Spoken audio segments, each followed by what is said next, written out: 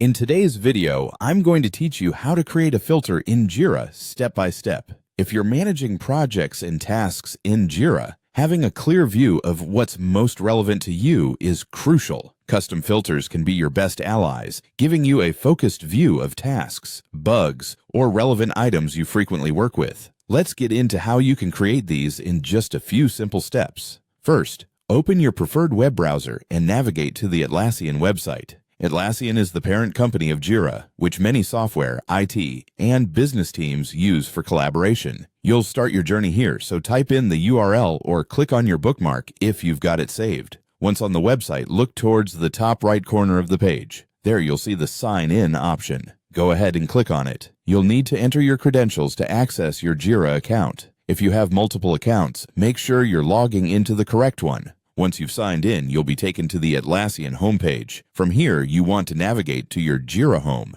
This is your main dashboard, where you can see an overview of all your project activities. Look for the Jira Home button on this page and click on it. This will direct you to your Jira environment, which is custom tailored to the projects you're working on. Now that you're in Jira, you'll notice various panels and options based on your existing projects and previous activities.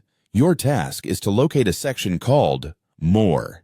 This might not be immediately visible on the main dashboard, so take a moment to locate it, often found under Options or a drop-down menu in your project toolbar. Once you find More, click on it. This will open up additional options related to different activities and tools within Jira. Within this drop-down, look for the Filters option. Filters in Jira help you pinpoint exactly what you're looking for by allowing you to sort through various issues and tasks. Click on Filters, and this is where the magic begins. You'll be able to create, modify, and manage filters that will show data based on the parameters you set. If you're new to filters, I recommend starting with a simple criteria set to get comfortable. Remember, good filters are specific. Think about the type of information you need regularly and start there. As your requirements evolve, you can refine these filters or add new ones to suit your changing needs. Once your filter is set up, you'll have a dedicated view that keeps everything you need at your fingertips,